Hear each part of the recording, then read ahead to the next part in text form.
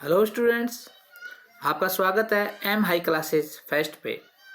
तो आपके एग्ज़ाम चल रहे हैं, तो मैं आज आपको मैथ का पेपर करवा रहा हूँ। बहुत ही अच्छी तरीके से आराम से समझाऊँगा। आपको बस यही करना है, इसको अच्छे से समझना है।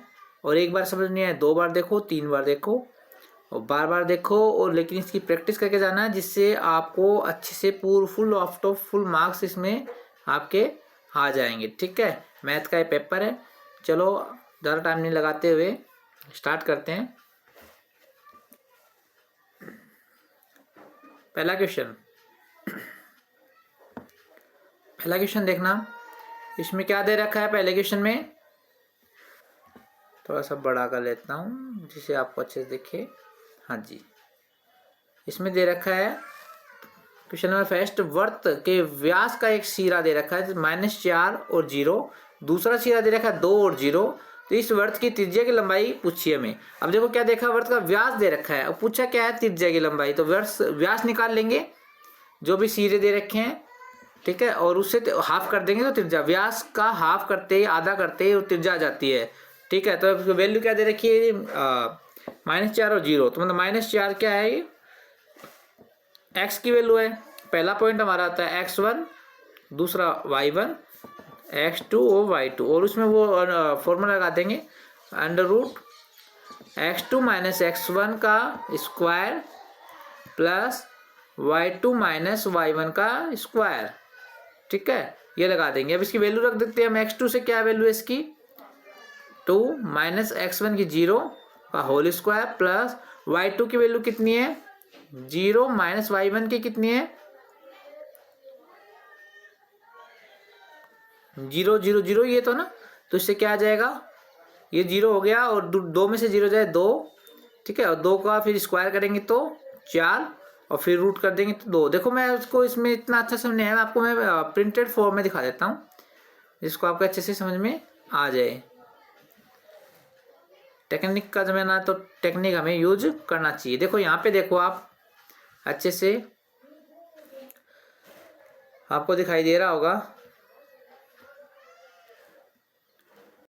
हाँ, इसमें देखिए क्वेश्चन नंबर फर्स्ट, ये हमने रख दिया, फिर इसकी वैल्यू x2 - x1 का होल स्क्वायर, इसमें आपको साफ दिखाई दे देगा ना। तो बीच की दूरी का फॉर्मूला होता है ये d = √x2 - x1 का होल स्क्वायर y2 - y1 का, ये मैंने बता दिया था। इसकी वैल्यू रख देंगे, जैसे मैंने बोला था, पहला x1 y1 और दूसरा पॉइंट क्या है x2 y2। यहाँ से वैल्यू ले लेंगे इसकी, और x2 की वैल्यू क्या है देखो 2। ठीक है, और x2 - x1 तो -4 का होल स्क्वायर प्लस y2 - 0 0, ये तो 0 हो गया। ठीक है, इसका देखो माइनस का होल स्क्वायर करते, माइनस माइनस सेम निशान होते तो प्लस हो जाते हैं ना। तो इसका क्या हो गया, 4 हो गया। 4 का क्या, माइनस माइनस प्लस हो गया ना। तो 2 और 2, 4 और 2 कितने हो गए, प्लस होने पे 6। यहाँ पे 6 का होल स्क्वायर कर देंगे तो 6 का होल स्क्वायर 36, 36 का रूट करते ही 6। तो इसका आंसर हमारा क्या आ गया, 6 आ गया। व्यास की लंबाई कितनी है, 6। हमें पूछी किसकी थी, त्रिज्या की। तो मैंने क्या कहा था, त्रिज्या क्या होती है, व्यास की आधी होती है। तो यहाँ पे आधी कर देंगे इसका, देखो तो 6/2 कितनी होगी, 3। तो हमारी क्या होगी, त्रिज्या की लंबाई 3 हो गई। ठीक है, तो इसका आंसर आपका सी वाला आ गया, 3। नेक्स्ट क्वेश्चन देखेंगे। नेक्स्ट क्वेश्चन देखिए, क्वेश्चन नंबर 2। ठीक है, इसमें आपको ट्रिग्नोमेट्री का क्वेश्चन आए। इसमें sin 60 और sin 30 की वैल्यू रख, cos 30 की वैल्यू रख के से मल्टीप्लाई करना है। ये तो इजी है, देखो आप कर दोगे। sin 60 की वैल्यू, इसके लिए आपको वैल्यू याद होनी चाहिए। sin 60 की वैल्यू कहती है √3/2 मल्टीप्लाई cos 30 क्या होती है, cos 30 की वही होती है जो sin 60 की होती है, √3/2। ठीक है, आपको निकालना भी आना चाहिए और याद भी होनी चाहिए। रूट को रूट से मल्टीप्लाई करते हैं तो अंदर वाली जो चीज़ होती है वो आ जाती है 3, और 2 दूनी 4। ठीक है, तो क्या आएगा इसका, 3/4। ए वाला आंसर इसका आ जाएगा। ठीक है, नेक्स्ट, ये आपको प्रिंटेड फॉर्म में भी देख सकते हो आप। देखो 3/4। ठीक है, सेम वैल्यू है, मल्टीप्लाई किया 3/4, तो हमारा आंसर क्या आ गया, ए वाला आ गया। ठीक है, नेक्स्ट,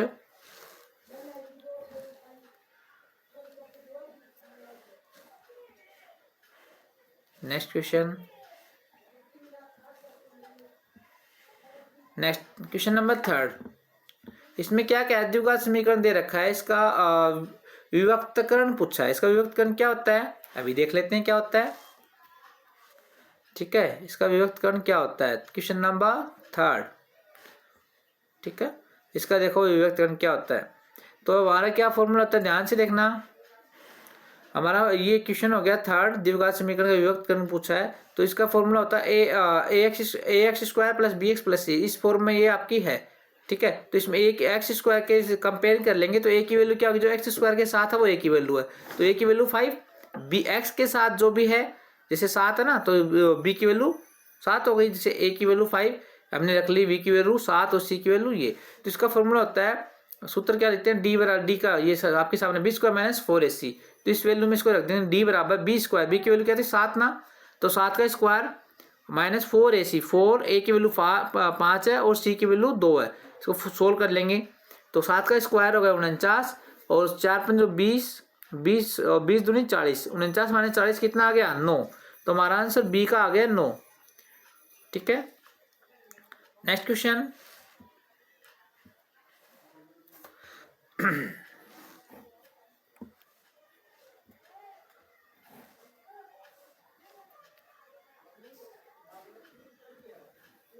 चार number question number 4, question 22 centimetre परिधि, परिधि कितनी दी 22 सेंटीमीटर। वर्त के चतुर्थांश का क्षेत्रफल ज्ञात करना है। तो परिधि का क्या फॉर्मूला होता है, 2πr, इसके बराबर क्या रख देंगे हम 22 रख देंगे। ठीक है, अब इसका सोल्व कर लेंगे तो 2 से कट गया 11 बार। ठीक है, और ये 22/7 होता है 22 की, इसकी वैल्यू इसको उधर ले जाएंगे तो हो जाएंगे 7/22। तो इसको कट गया 11 कम 11 दूनी 22, तो 7/2 आ गया। क्या गया 7/2, आर की वैल्यू क्या आ गई 7/2। ठीक है, और जो इसका चतुर्थांश का फॉर्मूला आपको आता ही होगा। चलो उसको प्रिंटेड फॉर्म में दिखा देता हूँ, अच्छे समझ में आ जाएगा आपको। मैं आपको दो तरीके से समझा रहा हूँ ना, एक तो हाथ से करके और एक वैसे से। मैंने बताया था आपको अच्छे से समझाएंगे पूरे हर तरीके से। देखो ये देखो, तो जैसे मैंने किया था, परिधि है 2πr, तो सी जो परिधि की वैल्यू 22 दे दी, इसको रख दिया 2πr बराबर 22। तो आर की वैल्यू क्या होगी 11/पाई। ठीक है, चतुर्थांश का फॉर्मूला क्या होता है, वर्त के चतुर्थांश का क्षेत्र होता है 1/4πr स्क्वायर। इसको आप देख लो। अब इसमें आर की वैल्यू रख देंगे तो 1/2 पाई का पाई, आर की वैल्यू ये रख दी, तो 11 का स्क्वायर 121 हो गया, पाई का पाई स्क्वायर हो गया। ऐसे ऐसा पाई से इस पाई से और ये स्क्वायर कट जाएगा। हाँ, और 121/4। ठीक है, ये स्क्वायर कट जाएगा पाई से, 121/4 इसका आंसर हो गया। पाई की वैल्यू क्या होती है 3.14 होती है, वैसे 22/7 होती है। तो यहाँ पे रख देंगे हम इसकी वैल्यू 121 डिवाइड बाई 4, तो यहाँ पे रख देंगे 121, पाई की वैल्यू 3.14, मल्टीप्लाई करेंगे तो इसका अप्रोक्स आंसर क्या आ गया 9.625। तो आंसर इसका आ गया 9.625। ठीक है, तो इसका आंसर वर्त के चतुर्थांश का क्षेत्रफल लगभग होगा 9.625 सेंटीमीटर स्क्वायर। ठीक है, नेक्स्ट क्वेश्चन 5 नंबर। 4 क्वेश्चन हो गए, बहुत आराम से समझा रहा हूँ, फिर भी किसी को जल्दी लगे तो वीडियो दोबारा देख लेना, पॉज करके देख लेना, कोई दिक्कत नहीं है। बस समझो, आपके मार्क्स पूरे में पूरे आएंगे, अच्छे से समझ लेना। 20 सेंटीमीटर व्यास वाले कागज के एक वर्ताकार, हाँ इसे देखो भाई इंपॉर्टेंट क्वेश्चन है। 20 सेंटीमीटर व्यास वाले कागज के वर्ताकार टुकड़े को मोड़कर, ठीक है, वर्ताकार एक टुकड़ा है 20 सेंटीमीटर का, ठीक है, उसका व्यास कितना है 20 सेंटीमीटर, कागज के अर्धवर्ताकार है, टुकड़े को मोड़कर शंकु बनाया गया है। इस प्रकार बने शंकु की तिर्यक ऊंचाई पूछी है। ठीक है, एक वर्ताकार जो है, देखो मैं बताता हूँ आपको। ठीक है, वर्ताकार क्या है, कागज का टुकड़ा है, अर्धवर्ताकार है। ठीक है, अर्धवर्ताकार कागज का टुकड़ा है और उसका व्यास कितना है, ये 20 सेंटीमीटर है। ठीक है, पूरा पूरा कितना है व्यास, तो त्रिज्या कितनी होगी 10 सेंटीमीटर। ठीक है, तो उसे मोड़ के क्या बनाया जाता है, शंकु बनाया जाता है। ठीक है, शंकु आपको पता है, शंकु आपको पता है ये टेंट आकार के होता है ना, तो इसकी त्रिज्या क्या होती है L। ठीक है, और ये इसकी त्रिज्या ही हो जाएगी, क्या हो जाएगी, बस इतना ही आपको ध्यान रखना है कि इसको जो मोड़ के बनाएंगे ना, देखो इसको प्रैक्टिकल करके देख लेना, अर्धवर्ताकार कागज लेके उसको काट के उसको फिर शंकु बनाना, तो इसकी जो त्रिज्या होगी वही इसकी वो हो जाएगी। ठीक है, जो ये L है इसकी त्रिज्या ही होगी। तो हमारा आंसर क्या हो जाएगा, इसमें कि पूछा क्या हमसे पूछा इसकी तिर्यक ऊंचाई पूछी, तो तिर्यक इसकी त्रिज्या हो जाएगी। तो हमारा व्यास दे रखा 10। ठीक है, तो त्रिज्या क्या होती है व्यास की आधी तो 20 दे रखा व्यास, तो इसको आधा कर देंगे तो आंसर हो जाएगा 10। 10 हमारा क्या हो जाएगा, त्रिज्या हो जाएगी। प्रिंटेड फॉर्म में दिखा दूं आपको, देख लो। ठीक है, जब एक अर्धवर्त कागज की मोड़कर एक शंकु बनाया जाता है तो अर्धवर्त की त्रिज्या शंकु की तिर्यक ऊंचाई होती है। ठीक है, कागज के ऐसे लिख के आना आपको ना लैंग्वेज, कागज के अर्धवर्ताकार टुकड़े का व्यास 20 सेंटीमीटर, इसलिए त्रिज्या क्या हो जाएगी 20/2 बराबर 10 सेंटीमीटर। इस प्रकार शंकु की तिर्यक की ऊंचाई 10 सेंटीमीटर है, जो कि विकल्प 10A10 में। अगर विकल्प का जो क्वेश्चन आंसर आते हैं उसमें तो लिखना नहीं है। ठीक है, तो आपको शॉर्ट क्या करना है भाई, जो तिर्यक ऊंचाई जो भी दे रखी है, तिर्यक ऊंचाई पूछिए, जो व्यास है उसका हाफ कर देना। 10 आ गया, 10 देख लेना ए में तो ए कर देना। ठीक है, तो ऐसे है। फास्ट विकल्प वाले में तो आप फास्ट भी कर सकते हो, लिखने की जरूरत नहीं है। बाकी में तो लिखना पड़ता है, जिसमें विकल्प नहीं है तो हमको फास्ट करेंगे ना। तो 6 नंबर का देखेंगे अब। बिंदु दे रखे हैं आपको, क्या दे रखे हैं, 6 नंबर वाला ऊपर कर लेते हैं। Question number 6। ठीक है, इसमें क्या पूछा है,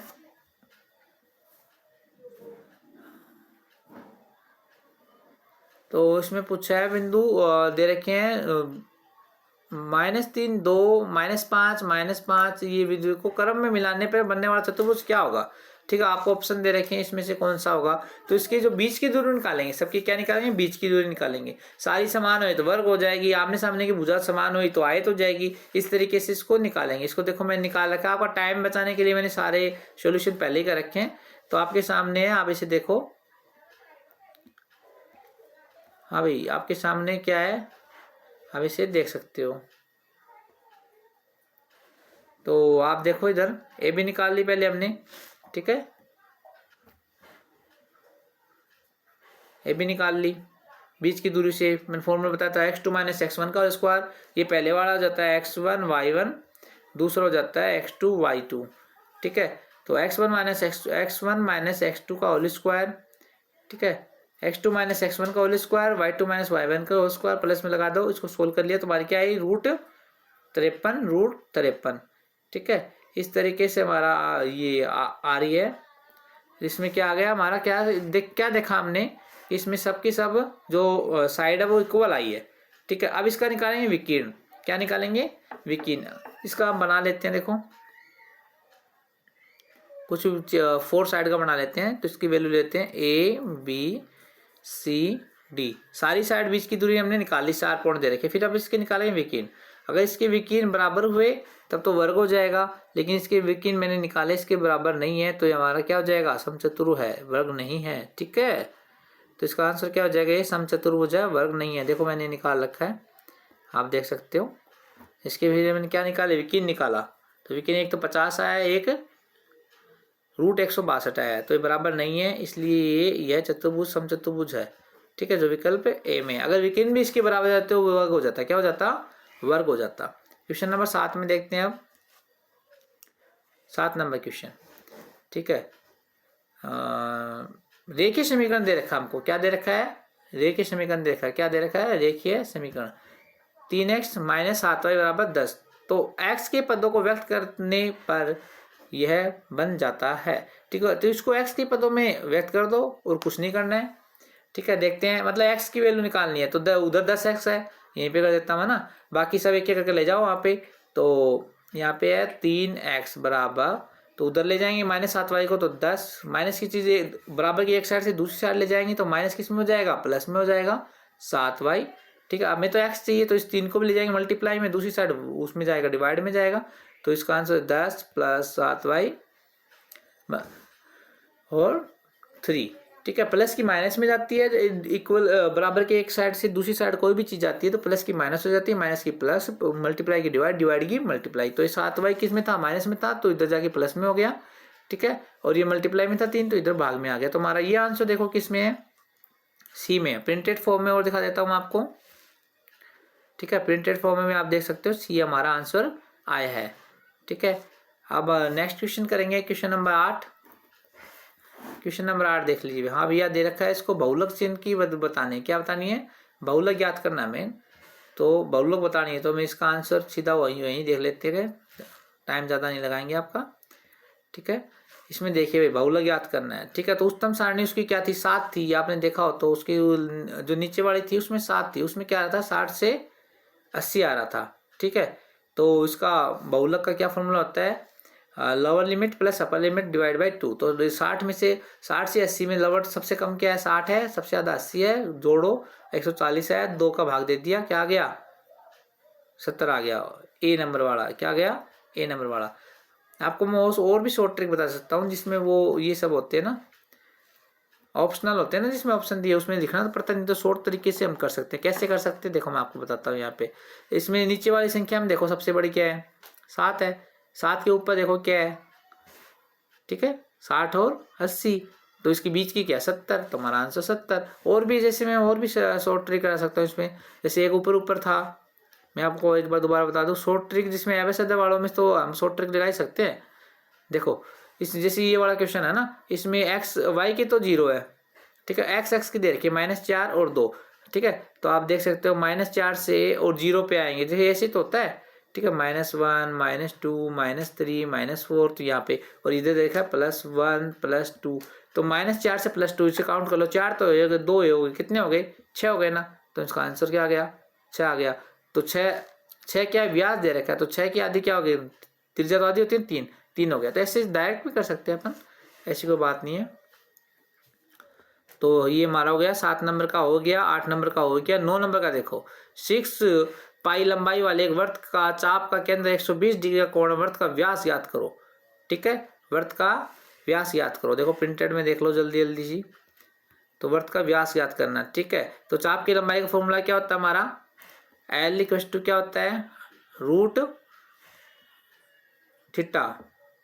हाँ जी, ये फॉर्मूला देखो चाप की लंबाई व्यास है, चाप की लंबाई का फॉर्मूला क्या होता है, L equal to theta by 360 और 2 पाई आर। क्या करते हैं 2 पाई आर परिधि वाला लगा देते हैं, चाप की लंबाई करते हैं तो परिधि वाला लगा देते हैं, ठीक है, और क्षेत्रफल में क्षेत्रफल लगाते हैं, तो थीटा बटे 360। तो थीटा कितना दे रखा है अपने को, ठीक है, एल एल दे रखी है हमें 16 सेंटीमीटर और थीटा दे रखी है 120, तो आर की त्रिज्या ज्ञात करनी है, निकाल देंगे। तो इसकी वैल्यू रख दी, एल की वैल्यू रख दी 6, ठीक है, और ये थीटा की वैल्यू रख दी 120 और रख दिया, 0 से 0 कट, 12 एकम 12, 12 दिन 24 बारती है 36, इसका आ गया है ना। और डिवाइड वाला मल्टीप्लाई में चल जाए, मल्टीप्लाई यहाँ से आ गया 1/3 2 पाई आर, ठीक है। डिवाइड में है तो 3 किस में चला गया, मल्टीप्लाई में चला गया, तो 36 18 और 2 ये 2 किस में है मल्टीप्लाई में, जाके डिवाइड में आ जाएगा, ठीक है। इसको बस ये ध्यान रखो डिवाइड मल्टीप्लाई, जो डिवाइड में मल्टीप्लाई में चल जाए, मल्टीप्लाई डिवाइड, तो डी की वैल्यू क्या आ गई हमारी 18/पाई, ठीक है। दिए गए विकल्प में पूर्णांक प्रश्न पाई का मान असमतुल एल लंबाई के बजाय 6 पाई होना आवश्यक है, ठीक है। हम मान लें कि चाप की लंबाई 6 पाई है, क्या माने इधर देखिए, तो हमारा क्या आ गया डी की वैल्यू 18 आ गई, ठीक है जी, डी की वैल्यू क्या आ गई हमारी 18 आ गई, जो हमारे ऑप्शन नंबर 1 में है। समझ में आ गया होगा, फॉर्मूला याद रखो बस, और कुछ नहीं है, ठीक है, फॉर्मूला याद रखो वैल्यू रख दो, और कुछ भी नहीं था, बस ये इजी से इजी वालों में से आते हैं, इसके फॉर्मूला बेस्ड क्वेश्चन होते हैं, इसको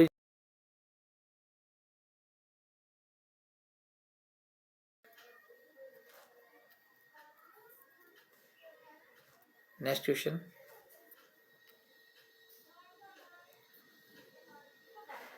हाँ जी नेक्स्ट क्वेश्चन देखते हैं। हाँ 9 का हो गया। 10 का देखो भाई, निम्नलिखित में कौन निश्चित रूप से एक दूसरे के समान है, ठीक है, निश्चित रूप से एक दूसरे के समान कौन सा होगा बताओ भाई। चलो तो इजी इजी है, उसमें करा देते हैं सीधा।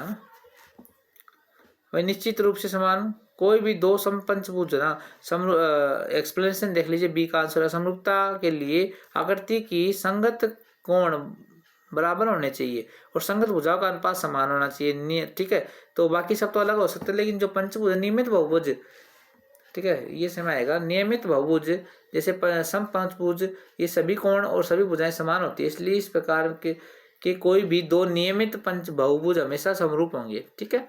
तो इसमें और नेक्स्ट क्वेश्चन देखो, यहीं पे देख लो, अक्षर ई की चुनने की प्रायिकता। इसमें क्या होता है, जितने जो अक्षर होते हैं ना, टोटल अक्षर कुल कितने हैं 14 है, कुल कितने हैं 14 है, ठीक है। तो इसका देखते हैं अपन, हाँ यहाँ देखना,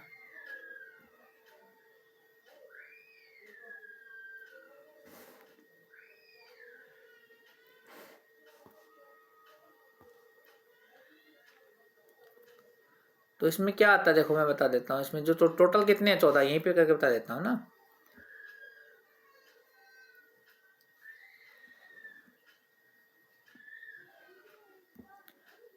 हाँ टोटल जो ई का पूछा, देखो ई कितनी बार है, 1 बार 2 बार 3 बार 4 बार, है ना, 4 बार है इसका, कितना है 4 बार है। पर्सन इसमें है, आंसर किया नहीं है ना मैंने, यहाँ देख लेते हैं। हाँ भाई, हाँ तो कितनी बार है, 4 बार है। टोटल अक्षर है 14 है, ठीक है, 4 बार ये है। तो जितना जो जिसकी पूछे वो तो ऊपर, टोटल नीचे। अब इसे कट कर लो, 2 2 दूनी 4 2 7 14, तो आंसर 2/7 इसमें है, डी में है, तो हमारा क्या है आंसर आ जाएगा ना। अब 12 का देखिए आंसर क्या है, 2/7 डी में है, 11 में क्या गया, डी आ गया। और सबसे छोटी 2 अंकीय अभाज्य संख्या और सबसे छोटी विषम अभाज्य संख्या का एलसीएम बताओ। सब देखो, सबसे छोटी 2 अंकीय संख्या, 2 अंक कहाँ से शुरू होती है, एक तो 10 से शुरू होती है ना, तो सबसे छोटी देखो, अब ऐसे दिमाग लगाए ना, छोटी बोले तो कहाँ से स्टार्ट होती है, बड़ी बोले तो कहाँ स्टार्ट, 10 से 99 तक 2 अंक की संख्या, तो सबसे छोटी 2 अंक की अभाज्य संख्या तो 10 से स्टार्ट होती है, तो 10 तो भाज्य है। भाज्य क्या होता है, जिसमें 2 से पूरा पूरा भाग चला जाए, तो 10 के आगे क्या है 11, तो एक संख्या हो जाएगी 11, ठीक है, 10 नहीं होगी हमारी। और सबसे छोटी विषम अभाज्य संख्या, तो विषम भी क्या हो गई 11, तो 11 और 11 का एलसीएम क्या आएगा, 11 ही आएगा, तो इसमें क्या आएगा, डी नंबर का इसमें आंसर हो गया है। नेक्स्ट देखो, हाँ भाई 13 नंबर का इसमें वैल्यू रख दो और कर दो, सोल्व कर दो, आंसर आ जाएगा। मैं पीछे करके दिखा सो प्रिंटेड में, उसमें देख लो सीधा 3 नंबर का भाई, 13 नंबर क्वेश्चन ये रहा, है ना। अच्छा उसमें वो इसमें वो रखा था, सबसे छोटी विषम अभाज्य संख्या 2 अंकों की बोले तब तो 11 है ना, और एक अंक की बोल दे तो उसमें बोल क्या रखा, क्वेश्चन में साफ नहीं दे रखा कि दूसरी वाली जो 1 अंक की है 2 अंक की है। अगर 1 अंक के लिए तो 3 है, तो उसका एलसीएम आ जाएगा 11 3 33। देख लेना आप, क्वेश्चन में साफ नहीं था कि 1 अंक, दूसरी जो बात है उसमें 1 अंक की है 2 अंक की, पहले वाले के लिए 2 अंक की बोल दिया था, ठीक है, हम देख लेंगे। अब देखो उसकी वैल्यू रख देते हैं। cos 30 की वैल्यू होती है जो sin 60 की होती है √3/2, tan 60 की √3 और sin की 1/2, इन सब की वैल्यू रख दी हमने, इनकी वैल्यू रख दी और वैल्यू रख के इसको कट कर दिया, ठीक है। देखो आपको अच्छे से दिखाई देगा अब। हाँ भाई 5 की 5 आ गई, cos 30 की वैल्यू √3/2 का स्क्वायर, tan 60 की वैल्यू √3 और 1/2। अब 5 का तो 5 आ गया, रूट का स्क्वायर करते तो अभी मैंने बताया था रूट से और जो स्क्वायर से रूट कट जाता है, तो √3 और 2 का क्या आ गया 4, 3/4, ठीक है। और नीचे ये जो है उसका एलसीएम लेते हैं, इसका एलसीएम क्या आएगा 2, ठीक है, और नीचे वाले से ये मल्टीप्लाई हो जाएगा, इसके नीचे 1 कर लो, इसका एलसीएम 2 आ गया, 2 1 2 और 2 को √3 से करें तो 2√3, 2 से 2 कट हो गया और 1, ठीक है, 1 का 1 है, आपको ऊपर चला जाएगा।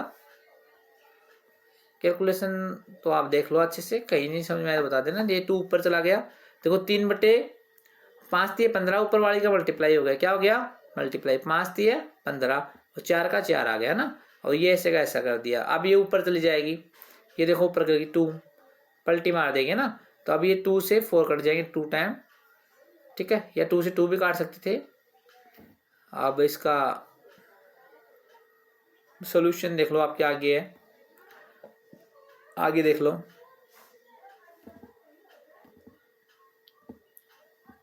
हाँ भाई, यह मान दिए गए विकल्पों में से किसी से मेल नहीं खाता। यदि हम विकल्प डी में 1/2 के बजाय 1 मान ले तो मेल नहीं खा रहा था। यदि पर्सन में हर को tan 60 और tan 30 मान ले, ठीक है, तब तो ये कर देगा, आंसर आ जाएगा फिर इसका ना, देख लो आप। तो विकल्प क्या है, बी है, यह मानते हुए कि पर्सन में कोई कुछ त्रुटि है, तो आंसर क्या आ जाएगा √3/2। त्रुटि तो देखो हर जगह ही हो सकती है।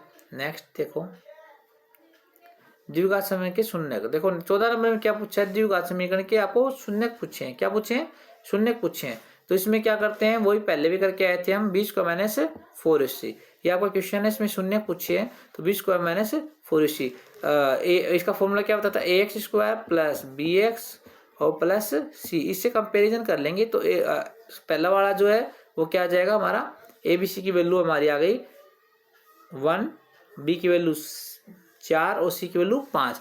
वैल्यू रख दी तो बी की डेल्टा के मान क्या आया हमारा -4 आया। -4 जो है जो 0 से क्या है छोटा है। अगर ये छोटा है तो चूंकि युक्ति ऋणात्मक है माइनस में ना, समीकरण की शून्य क्या होगी अवास्तविक, ऐसा कुछ नहीं है उसमें। मैं आपको याद कराता हूँ, ठीक है। जब भी 0 से छोटा है ना तब तो अवास्तविक, बाकी सब वास्तविक है, ठीक है। और ऐसी कल्पना ही कर सकते हैं 0 से छोटा क्या ही कोई होगा ना, इसलिए इसका आंसर क्या आ जाएगा अवास्तविक और काल्पनिक। ऐसे इसको याद करके रखो, ठीक है। और 0 के बराबर आ जाए तो इक्वल आ जाएगा, और बड़ा आ जाए तो वास्तविक भी होगा ना, अवास्तविक आ गया इसलिए। नेक्स्ट देखो कितने का था हमारा 14 नंबर है ना, 15 का कहाँ गया। सारे क्वेश्चन को आपको अच्छे से देखना है। मैंने आपका टाइम बचाने के लिए सारे क्वेश्चन को प्रिंटेड फॉर्म में पहले से सोल्व करके रखा है, ठीक है।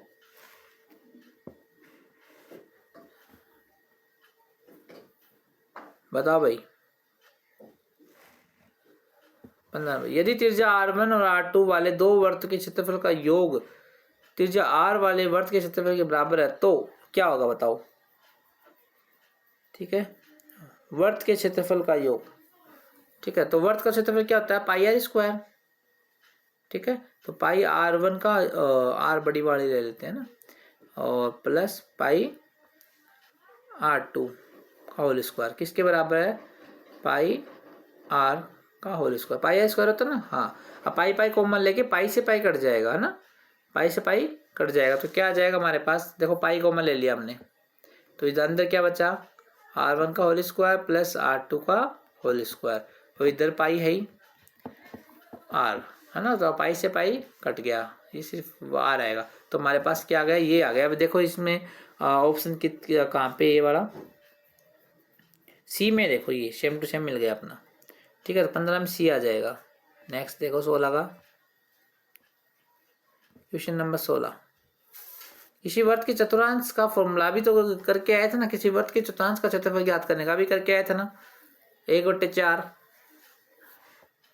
बताओ देखो 1/4 है ना, वर्त का चतुर्थांश ज्ञात करना है, चौथा भाग का करना है, तो जो वर्त का है उसका चौथे भाग का कर देंगे 1/4 πr²।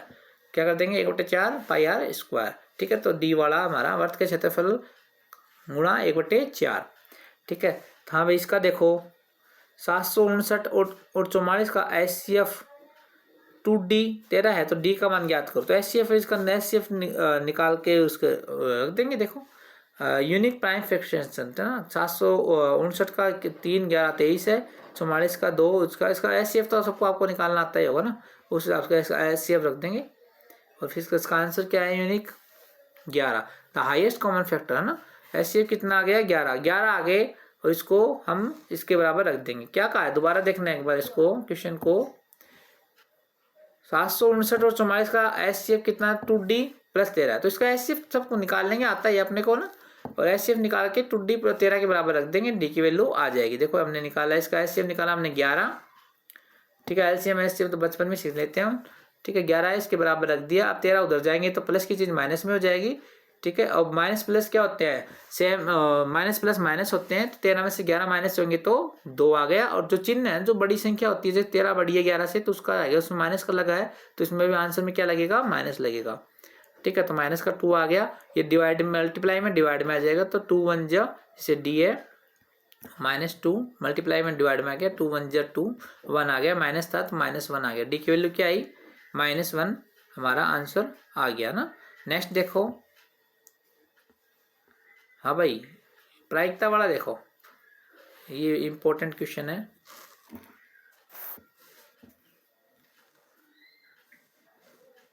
प्रायिकता वाला 52 पत्तों की एक अच्छी तरह से फेंटी गई गड्डी में से एक पत्ता निकाला जाता है, तस्वीर वाला पत्ता होने की प्रायिकता। ये प्रायिकता आगे तक, ये जो एग्जाम की जो क्वेश्चंस है ये आपके लास्ट एग्जाम गवर्नमेंट जो भी जॉब वगैरह लगोगे उसके लिए काम में आते रहते हैं क्वेश्चन, है ना। 52 पत्तों की एक पत्ती है, अच्छी तरह फेंटी हुई गड्डी में से एक पत्ता निकाला जाता है, कितनी उसमें तस्वीर वाला पत्ता, तस्वीर वाला लाल पत्ता होने की प्रायिकता क्या होती है। अब देखो पहले बात तो लाल कितने होते हैं 13 होते हैं, उसमें से तस्वीर वाले कितने होते हैं ठीक है, इसके लिए आपको थोड़ा सा पत्तों की जो जानकारी होनी चाहिए। ठीक है, तो उसमें तस्वीर वाला पत्ता कितना होगा बताओ? Red face card. कौन कौन से होते हैं पत्ते के बारे में किस किस को पता है? राजा रानी गुलाम। ठीक है, और एक का तस्वीर वाला कितने होते हैं? 6 होते हैं ना। कितने होते हैं? 6। इसमें देखो प्रिंटेड फॉर्म में निकाला है कि कितने होते हैं? 6 होते हैं। देखो मैं बताता हूँ आपको, राजा रानी गुलाम 3 है ना, तो 2 तरीके के लाल होते हैं, एक तो हुक्म होते हैं लाल पान और एक लाल ईंट, तो 3 करके 6 हो गए टोटल, तो 6/52। अब इसको कट कर देंगे 2 से, 2 3 6, 26 दूनी 52, तो ये 3/6 इसका आंसर आ गया सी नंबर वाला। ठीक है, इसमें क्या ही करते हैं, जो पुच्छा है ना, जो पुच्छा है वो तो ऊपर, जैसे 3 और 3 6 हो गए लाल वाले, टोटल जो होते हैं वो नीचे, इससे कट कर दिया 3 एकम 3 और 2 3 6 और 26 दूनी 52 ना। इस तरीके से हमारा 3/26 इसका आंसर आ गया। नेक्स्ट देखो 19 में क्या कर रखा है, ये मैं दे रखा है और आगे जो पुच्छा है वो आपके सामने ही है। ठीक है, तो ऐसे जब भी ऐसी वैल्यू आ जाए, सबसे पहले जो 10 के साथ में उसको नीचे ले जाते हैं हम। क्या ले जाते हैं? इसको नीचे ले जाते हैं, मतलब इसमें क्या कर रखा है, जैसे इसको ऐसे कर देंगे tan थीटा इक्वल्स टू 4 तो दे रखा है, जो 7 था वो 19 के यहाँ ले जाएंगे 7, तो 4/7 हो जाएगा। क्या हो जाएगा? 4/7। और 10 क्या होता है? ठीक है, तो ये तो अभिकथन है, एक अभिकथन दे रखा है, एक कारण दे रखा है, तो ये बात सही है और इस कारण से सही है, इनमें से बताना है कि हमें सही है क्या, कौन सी बात इसके कारण से सही है नहीं है। आंसर में देखो स्टेप गिवन द 10, तो इसको मैंने बोला था ये ले जाएंगे, देखो अभी ले गए पहले। ठीक है, टू लेट द एक्सप्लेनेशन, इसको थोड़ा खोलेंगे तो इसकी वैल्यू रखेंगे ना साइन, इसमें क्या कर देंगे, बोथ साइड क्या कर देंगे, नंबर ऑफ द डिनोमिनेटर कोस से डिवाइड कर देंगे। क्या कर देंगे? कोस से डिवाइड कर देंगे। तो देखो हर साइन में, जैसे साइन है तो कोस रख दिया सबके नीचे, तो साइन बचे को 10 हो गया, साइन बटे कोस 10 होता है, कोस से कोस कट हो गया तो 3 का 3 आ गया, साइन बटे कोस क्या हो गया? 10 हो गया, और कोस से कोस कट गया, ये आ गया प्लस। ठीक है, substitute the value of the tan theta. ठीक है, tan थीटा की जो भी वैल्यू हमारे पास यहाँ एक थी, जो क्वेश्चन में दे रखा है 4/7, 4/7 जो हमने यहाँ पे मानी थी, वो यहाँ पे थीटा की वैल्यू हम अब रख देंगे। ठीक है, वैल्यू रखे तो क्या आया हमारी वैल्यू? 1/7। हमारा आंसर क्या आया? 1/7। ठीक है, नेक्स्ट क्वेश्चन देखो 20 नंबर का देखो। ठीक है, 20 नंबर में क्या है? अभिकथन 4 गुणा 5 गुणा 73 प्लस 37 भाज्य संख्या है, कारण ये तो इसकी अभिकथन हो गया ना, और नीचे आगे क्या कारण है? एक अभाज्य संख्या को संख्या के गुणनफल के रूप में व्यक्त करता है। बताओ कि भाई इसके बारे में अभिकथन सही है, कल उसका कारण भी सही है, ये बताना है। आजकल ऐसे क्वेश्चन आने लगे। ठीक है, तो इसमें क्या एवेल्युएट करते हैं, देखो इसको करते हैं, इसको सोल्व करेंगे, तो इसका हमारा आंसर क्या है? आ गया ये। ठीक है, तो ए कंपोजिट नंबर अभाज्य संख्या is a positive integer that has the least one divisor other than 1 and itself. Hindi वालों को इंग्लिश भी आनी चाहिए। देखो अब मेरे को जैसे दोनों चीज आती है तो सारी चीज आनी चाहिए, तो अब ये आया, इसको एक्सप्लेन करते हैं। जैसे थोड़ा तो क्या 21 विच इज डिविजिबल बाई 3। ठीक है, क्या गया? डिविजिबल बाई 3 हो गया ना, 3 से divide. Since 1497 has factor other than 1 and itself, it is the composite number, therefore the assertive a is true. A की वैल्यू क्या आ गई हमारे, जो में दे रखा है वो ट्रू है। ठीक है, कारण the reason that state that the prime number भाज्य संख्या can be expressed as a product of the number. ठीक है, तो आपको तो इसका एक्सप्लेन तो करना नहीं है ना, तो आर वाली क्या इसकी गलत हो गई। ठीक है, आर क्या हो गई? गलत हो गई। अब देखो मैं आपको इसको थोड़ा शॉर्ट तरह में बताता हूँ।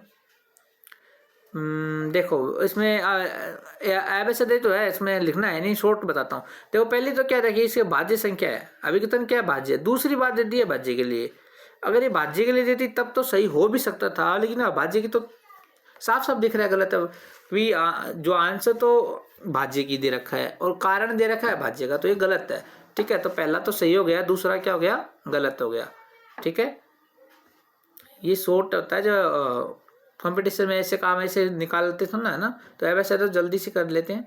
तो दूसरा आ जी भाई 21 नंबर क्वेश्चन। सिद्ध कीजिए कि एक वृत्त को 2 समांतर स्पर्श रेखाओं के स्पर्श बिंदु को मिलाने वाला रेखाखंड केंद्र उसके केंद्र से वो गुजरता है। ठीक है, दोबारा देखेंगे, सिद्ध कीजिए कि एक वृत्त की 2 समांतर स्पर्श रेखा, ठीक है, स्पर्श रेखा के स्पर्श बिंदु को मिलाने वाला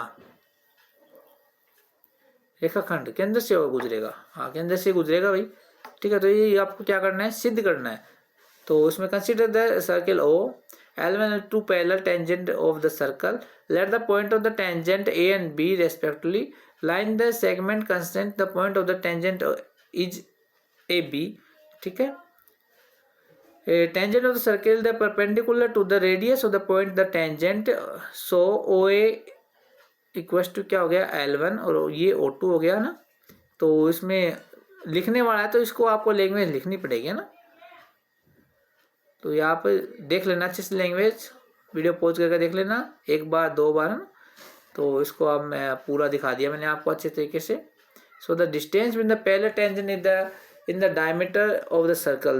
Thus the line segment join the point of the content two parallel tangent of the circle passes through its circle है ना. तो आप इसको डायग्राम भी बना सकते हो, जैसे कि ये बना दिया, मैं बना के दिखाता हूँ आपको. ठीक है, हर चीज़ के मार्क्स होते हैं. ठीक है, ये जो सर्कल है इसमें दो समानांतर लाइनें खींच लिए ना. क्या था है देखना है.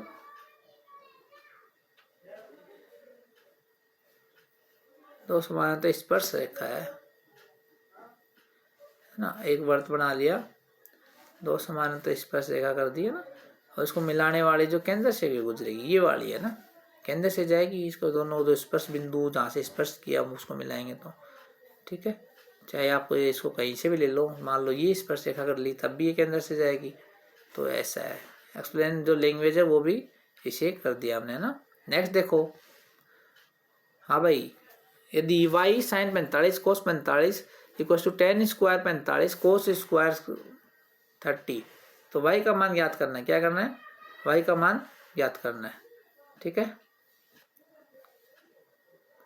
y का मान ज्ञात करना है. ठीक है, y का मान ज्ञात करना है.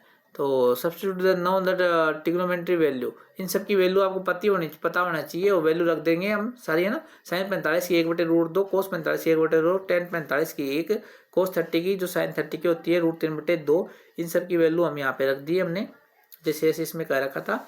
ठीक है, फिर क्या होगा, इसको सोल्व किया हमने और हमारा आंसर आ जाएगा. जैसे कि लाइक दिस √2, मैंने क्या कहा था, √2 को √2 से गुणा करेंगे नीचे वाले को तो 2 आ जाएगा एक, और इधर साइड में ठीक है √2 को 2 से गुणा किया तो 2, 1 को 1 से 1/√2 आ गया.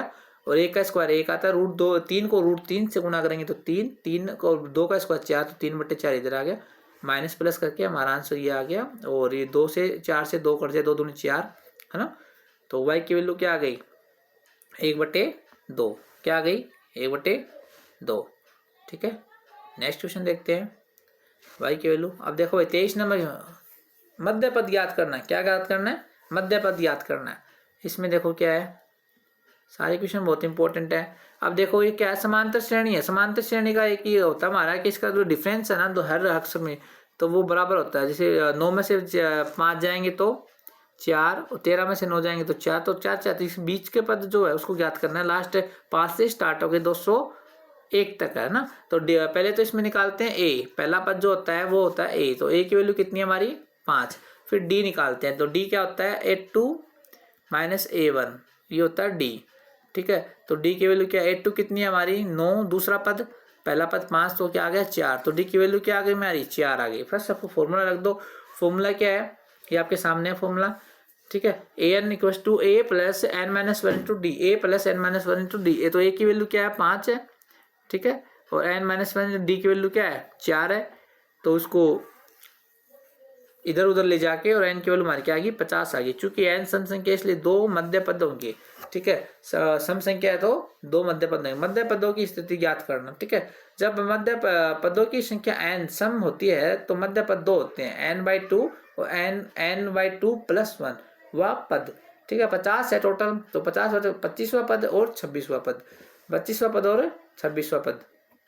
हर एक स्टेप का नंबर है, तो अच्छे से इसके स्टेप को देख लो, वीडियो पॉज करके देख लो, कोई दिक्कत नहीं है. एक बार देखो, 2 बार देखो, बार बार देखो ना. तो 26वां पद और 25वां पद है. स्टेप 3 में देखो हमें क्या करना है, तभी मैं आपको प्रिंटेड फॉर्म में लेके आया हूँ जिससे आप अच्छे से सारे स्टेप्स अच्छे से देख लो. इसको लिखना संभव नहीं था इतना अच्छे से. ठीक है, और टाइम भी लग जाता, तो एग्जाम टाइम में हम आपका ज़्यादा टाइम खराब नहीं करके इसलिए मैं प्रिंटेड में लेके आया हूँ. तो आप अच्छे से देख लेना. तो 25वां पद क्या आ गया, तो ए 25वां पद क्या आ गया, तो a plus n minus one into D, तो a plus n minus one, n 25वां निकाल तो एन की वैल्यू क्या रख देंगे, एन रख देंगे। डी हमारे पास 4 है, ए 5 है, तो क्या आ गया 25वां पद क्या आ गया, मध्य पद, मतलब एकदम बीच में जो पद होता है ना वो, ठीक है। तो ये आ गया 101 और ये आ गया 105। इसमें भी देखो 25 सभी हर में अंतर क्या है, सार्वंतर समांतर श्रेणी है, तो 4 का अंतर है। आप ऐसे ही चेक कर सकते हो, इसमें 4 का अंतर, तो ये सही है, ठीक है। तो नेक्स्ट देखो 26, 6 के गुणज ज्ञात करने हैं, क्या करने हैं, 6 के गुणज ज्ञात करने हैं, ठीक है।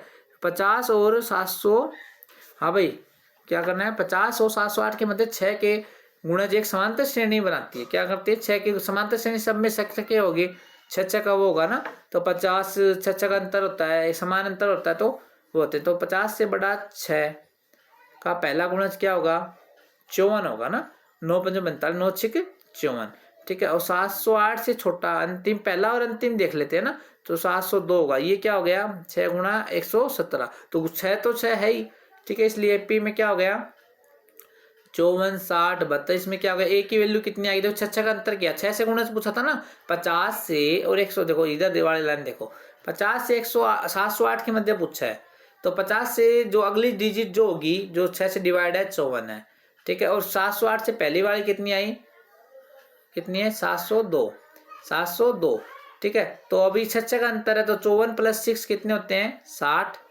ठीक है। और 66 ऐसे करके इस बीच में आएंगे, तो 54 और 60, तो पहला पद तो आ गया 54, ठीक है। अंतर कितना आ गया 6 का है, डी वैल्यू तो ए की वैल्यू 54, डी की 6, और ए एन जो बोल रखा है 702। अब एन की वैल्यू कितनी संख्या वो हमें इससे निकाल दे, a plus n minus one into d, पहले भी निकाला ना, इसलिए तो हमें यहाँ पे वैल्यू रख दी, और एन की वैल्यू इधर उधर ले जाके इसका निकाल लेंगे। इतना नॉर्मल कैलकुलेशन तो आप सबको आती होगी, ठीक है। तो एन की वैल्यू कितनी आ गई हमारी 109, कितनी आ गई 109, ठीक है। क्षेत्रफल, क्षेत्रफल ज्ञात कीजिए, समय अंतराल और कोण ज्ञात कीजिए, ठीक है। मिनट की सुई दे रखी है भाई, आर की वैल्यू कितनी है, देखो एक घड़ी है, इसमें मिनट की सुई दे रखी है ना 6 सेंटीमीटर की। अब क्या बजे 1:20 हो रखी है, क्या हो रखी है 1 तो यहाँ बजती है मिनट वाली और घंटे वाली यहाँ 4 पे है ना, यहाँ 1:20 हो रही है, और 1:50, 50 कहाँ पे होती है, घड़ी तो सबको देख के यहाँ 10 पे आती है ना, तो ये यहाँ पे आती है, तो आपको दिखाई देता है ये एकदम 180 का एंगल बन रहा है, सीधी लाइन हो गई, ठीक है। सीधी लाइन कितना होता है 180 का होता है, ठीक है। और वैसे भी आप देख सकते हो जो 30 मिनट है, जो 1:20 से 1:50 तक कितने मिनट है 30 मिनट, तो मिनट की ये लैंग्वेज लिख के आना आपको ना, मिनट की सुई 1 मिनट में 6 डिग्री का कोण बनाती है, कितना बनाती है 1 मिनट में 6 डिग्री का। अभी ये भी आपको याद नहीं है तो इसका भी चलो पहले ये देख लो, 1 मिनट में 6 का बनाती है ना, और अपने को कितने 30 मिनट करना है, तो 6 को 30 से कर दिया 180, अगर वैसे भी दिखाई दे रहा है कि 180 का। और मैं बता दूं, जैसे आपको ये तो साफ दिख रहा है 90 का होता है ना, तो 15 मिनट में बनता है, तो 15 मिनट में 90 का, तो 1 मिनट में ऐसे निकालते हैं ना, 15 मिनट में 90 डिग्री बनाएगी, है ना।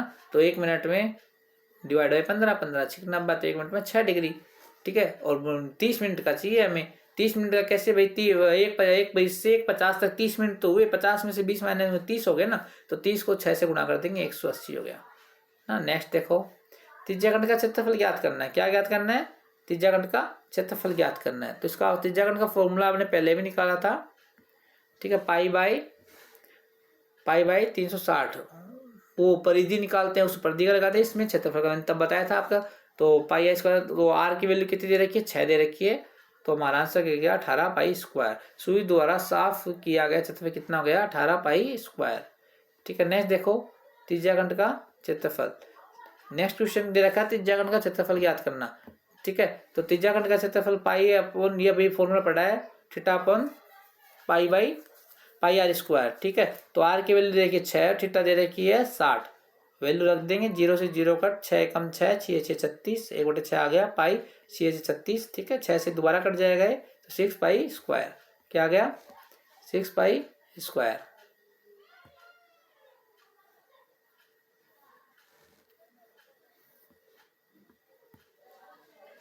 हाँ भाई अगला देखो 25 नंबर का, ज़्यादा टाइम खराब नहीं करेंगे, फास्ट करेंगे, फास्ट। सिद्ध कीजिए, क्या करना है 6 पाई स्क्वायर, आंसर आ गया था अभी 24 वाले का, ठीक है। सिद्ध कीजिए कि ABC एक समद्विबाहु त्रिभुज है। ठीक है, समद्विबाहु त्रिभुज मतलब जिसकी दो भुजाएं क्या हो, समान हो। ठीक है, पाइथागोरस प्रमेय से देखें। ठीक है, तो C समकोण बता रखा है, तो समकोण में क्या लगती है, पाइथागोरस प्रमेय लगती है। तो एक बढ़ा देते हैं भाई, त्रिभुज बना, डायग्राम जरूर बनाना भाई। C समकोण बता रखा है ना, तो इसको कर देंगे A और B, ABC बन गया ना। तो क्या कर रखा है, AB स्क्वायर कर्ण हो गया ना, तो इसका फॉर्मूला क्या होता है, कर्ण का स्क्वायर बराबर आधार का स्क्वायर प्लस लंब का स्क्वायर।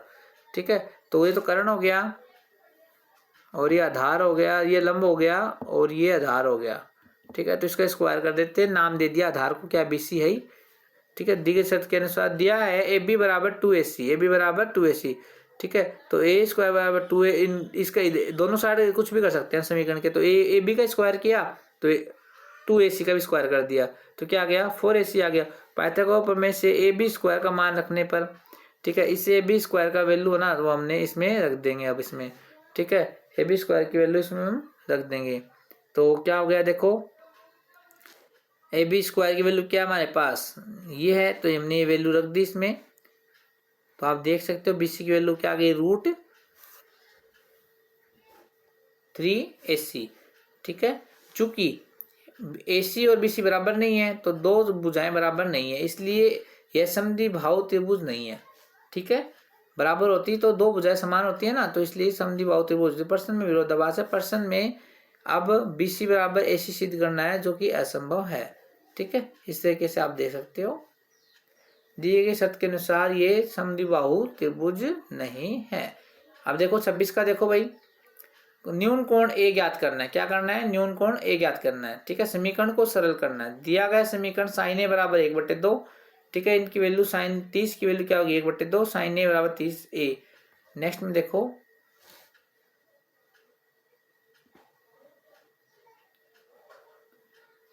ठीक है, तो आंसर क्या हो जाएगा, sin A की वैल्यू, हाँ भाई देखो न्यून कोण sin 1/2 दे रखा है, तो किसकी होती है, 30 की होती है। तो देखो ये दे रखा है 1/2 A की वैल्यू। ठीक है, तो एक sin 1/2 किसकी, 30 की होती है। तो sin A बराबर ये, तो साइन से साइन कट गया, तो A की वैल्यू क्या आ गई, 30 डिग्री आएगी। क्या आ गई, 30 डिग्री आ गई। नेक्स्ट 27 का देखो, 27 नंबर, COD का मान याद करना है। क्या करना है, COD का मान किया, ज्यामितीय गुणधर्म का पहचान करना। आकृति AB और CD एक दूसरे को प्रतिच्छेद करने वाली दो जीवाएं हैं। ठीक है, तो उसमें AOB और COD क्या होगा, शीर्षाभिमुख कोण है। दोनों कोणों की समानता एक का प्रयोग करेंगे ना, शीर्षाभिमुख कोण बराबर होते हैं, हमको पता है। दिया गया है AOB 125 है और COD बराबर AOB। ठीक है, तो COD का मान ज्ञात करना, तो COD भी कितनी आ जाएगी, 125 आ जाएगी ना। क्वेश्चन देखें कौन सा है, 27 वाला।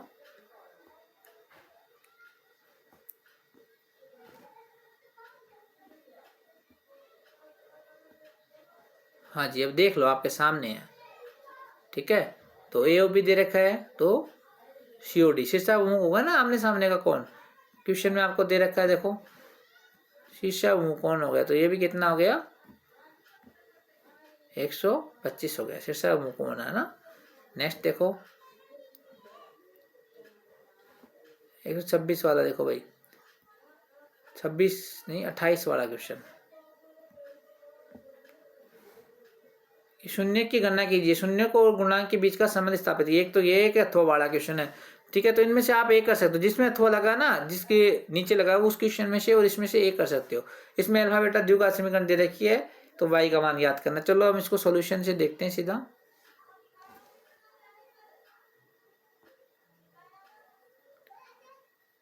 ठीक है, इसमें देखो भाई, ये लिख रखा है, इसमें हमने क्या किया, शून्य निकाल, तो x और y की वैल्यू क्या आ गई, 8 और -2। ठीक है, कैसे करते हैं आपको पता होगा, 16 और ये पहले वाले डिजिट को लिख देते हैं, लास्ट वाले लिख देते हैं। x स्क्वायर 16 को लिख दिया। ठीक है, 6 को इस तरीके से तोड़ना है दो भागों में, जोड़ने पे तो आ जाए 6। ठीक है, -6 और गुणा करने पे आए -16, तो हमने तोड़ दिया 8 और 6। तो 8 में से 6 2 गएंगे, तो -8 में से 2 जाएंगे तो 6 बच जाएंगे ना, और 8 दूनी 16 माइनस के हो गई। तो इस तरीके तोड़ा, इसको वैल्यू आ गई 8 और -2। ठीक है, संबंध स्थापित करना है। शून्यों का योग, ये शून्य का आ गया ना, योग करेंगे तो क्या आ जाएगा भाई 6 आ जाएगा। ठीक है, सूत्र करेंगे तो योग का क्या होता है माइनस बी अपॉन ए, माइनस बी अपॉन ए। तो उस तरीके से भी कर लेंगे हम, सत्यापित भी हो गया ये। शून्य का योग का फॉर्मूला क्या होता है माइनस बी अपॉन ए। ठीक है, तो वो मैंने बताया था ना कि a x square plus b x plus c. तो इस हिसाब से कंपेयरिंग करके बी की वैल्यू निकाल ली और ए की निकाल ली, रख दी, और 6 आ गया, दोनों बराबर है और ये भी दोनों बराबर है। तब बहुपद की शून्य 8 और माइनस 2 शून्य और गुणांक के बीच का संबंध को स्थापित हमने कर दिया है। ठीक है, हाँ भाई, के का मान ज्ञात करना है, के ज्ञात करना है, के का मान ज्ञात कर, देखो इसमें के का मान अभी ज्ञात कर देते हैं। ठीक है, शून्य का योग और गुणनफल आपको समीकरण दे रखी है। शून्य का अल्फा बीटा, शून्य का योग क्या होता है माइनस बी अपॉन ए, किया हमने तो माइनस किया आया। गुणनफल बी अपॉन, गुणनफल क्या होता है अल्फा बीटा। ठीक है, क्या आया अल्फा बीटा, और गुण शून्य का गुणनफल क्या होता है सी अपॉन ए। तो इसे वो वही formula a x square plus b x plus c, इस तरीके से हमने वैल्यू निकाल दी, रख दी, तो ये आई है। दी गई शर्त का प्रयोग किया, दिया गया ये शर्त दे रखी है हमें 5 alpha plus 2 beta equals to 5। हम जानते हैं बी इक्वल्स टू माइनस के और माइनस अल्फा इस शर्त में रखते हैं। ठीक है, इस शर्त में रखेंगे तो हमारे अल्फा की वैल्यू आ गई, क्या आ गई अल्फा की वैल्यू आ गई। ठीक है, अल्फा बेटा तो गुणा कितना आया, गुणनफल कितना है 3 है, और बीटा की वैल्यू क्या आ गई 3 बटे अल्फा। टाइम थोड़ा कम लेना है इसलिए थोड़ा फास्ट चल रहा हूँ, स्पीड स्लो करके देख लेना, एक बार देख लेना, 2 बार देख लेना, पोज करके देख लेना, अच्छे से समझ लेना, बहुत आराम से समझा रहा हूँ। पेपर बहुत बड़ा है तो इसलिए थोड़ी सी फास्ट कर रहा हूँ ना, तो है कुछ भी नहीं, आराम से देखो, वैल्यू पुटिंग है बस और कुछ नहीं है। देखो इसकी वैल्यू पुट कर दी यहाँ पे। ठीक है, तो हमारा जो सॉल्यूशन देखो के का मान क्या है माइनस 17/√5 बटे 5 और 17/√5 अपन 5। ठीक है, दिए गए त्रुटि प्रतीत होती है, क्यों, क्योंकि शर्तों को संतुष्ट करने वाला कोई वास्तविक मान नहीं है। ठीक है, ऐसा भी हो सकता है। अब प्रायिकता देखो भाई, 29 का क्या है, डिब्बे में एक संख्या दे रखी है 31, 33, 35 है ना। प्रायिकता भी बहुत इंपॉर्टेंट टॉपिक है यहाँ तक। और एपी है समांतर क्रम है, तो ए की वैल्यू क्या है 31, पहले क्या था डिफरेंस क्या बताया था मैंने, डी की वैल्यू दूसरे में से पहले को माइनस कर देते हैं, 8 माइनस में, तो दूसरा क्या 33 में से 31 को माइनस करेंगे तो क्या आएगा 2 आ गया। ठीक है, लास्ट वाला ए एन क्या है 101 आ गया। वही फॉर्मूला लगाएंगे a plus n minus 1 into d, क्या करेंगे a plus n minus 1 into d. ठीक है, यहाँ सबकी वैल्यू रख दी हमने, और ए एन की वैल्यू, ये किसका फॉर्मूला है ए एन की फॉर्मूला है ना, यहाँ पे वैल्यू रख दी, सबकी वैल्यू पुट करते हैं, एन की वैल्यू क्या आ गई 36 आ गई, क्या आ गई 36। तो भाज्य की प्रायिकता, भाज्य क्या है भाई, देखो भाज्य संख्या क्या क्या है, भाज्य संख्या है। ठीक है, ये भाज्य है, तो अनुकूल परिणाम मैंने पूछा था, जो जितनी संख्या बोल लेना, तो अनुकूल भाज्य कितनी 19 संख्या है, टोटल कितनी है 36 है, तो 19 बटे 36 इसकी क्या हो गई प्रायिकता, इसको कट कर लो जो कट हो रही है, तो ठीक है कट कर लो, इसको कट कर हो रही है 19 बटे 36। ठीक है, तो और ये क्या पूर्ण वर्ग की प्रायिकता, पूर्ण वर्ग कितनी है भाई बताओ, पूर्ण वर्ग 49 और 81। ठीक है, क्योंकि 7 7 49 और 99 81 2 है, 2 बटे 36, तो क्या आ गया कट करते हैं 1 बटे 18। ठीक है, 7 का गुणज की, 7 का गुणज क्या 49 77 और 91, 3 आ गए, तो 3 बटे 36 जो हमें ज्ञात करना है वो ऊपर, और टोटल नीचे कट कर दो, आंसर आ जाएगा 1 बटे 12। ठीक है, नेक्स्ट क्वेश्चन देखो।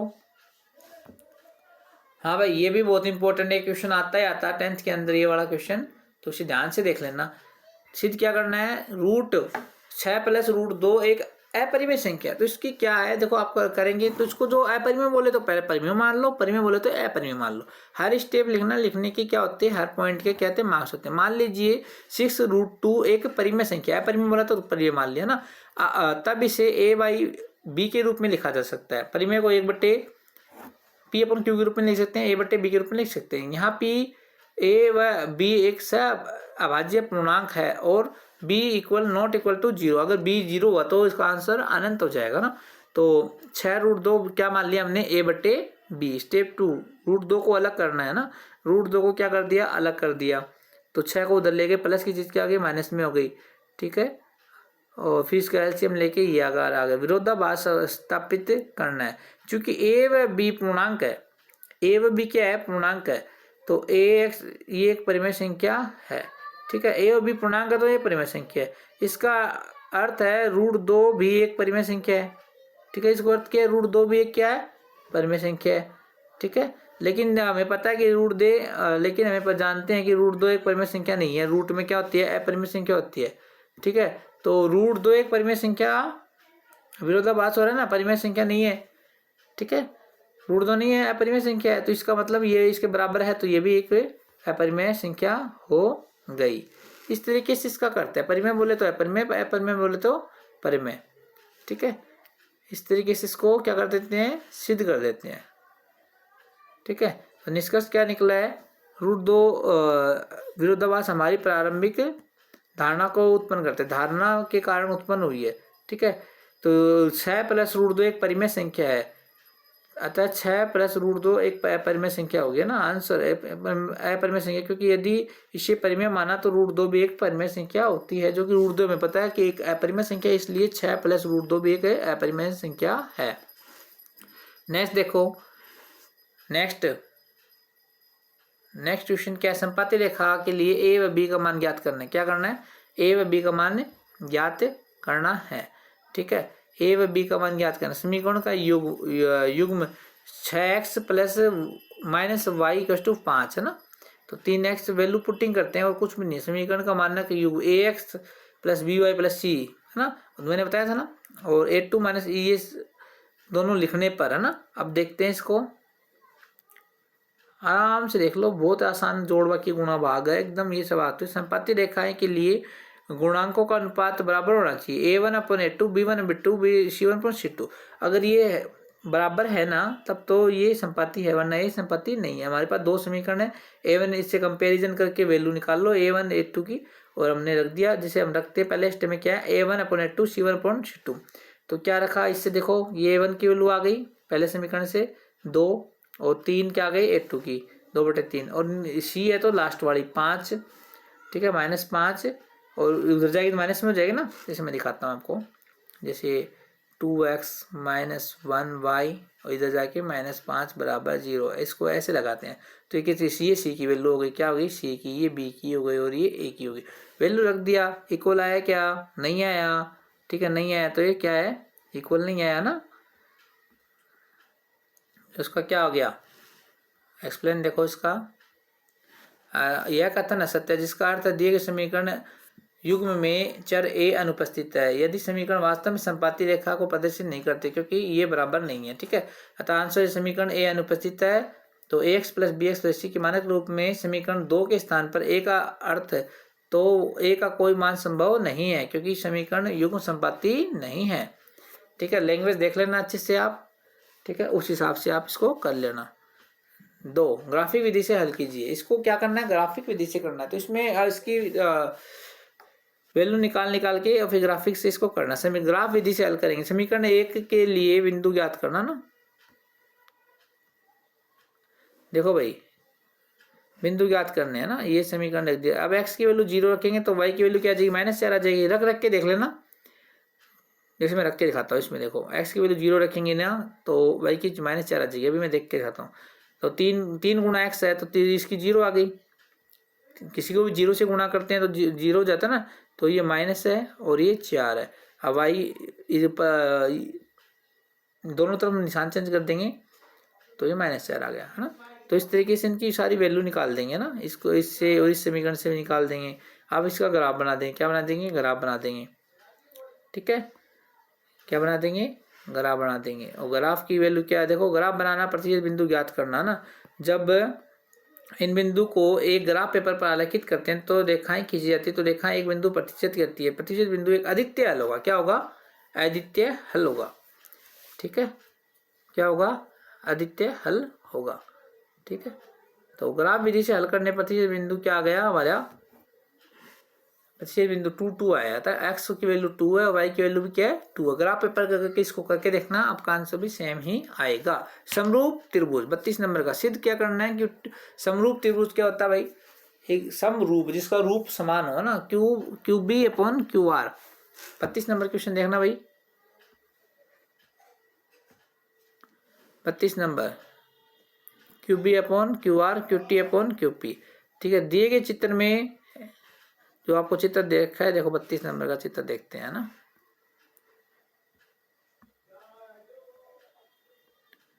देखो ये दे रखा है ना, अब इसको देख लो क्या बता रखा है। पी क्यू एस और टी क्यू आर क्या है, समरूप है। क्या है,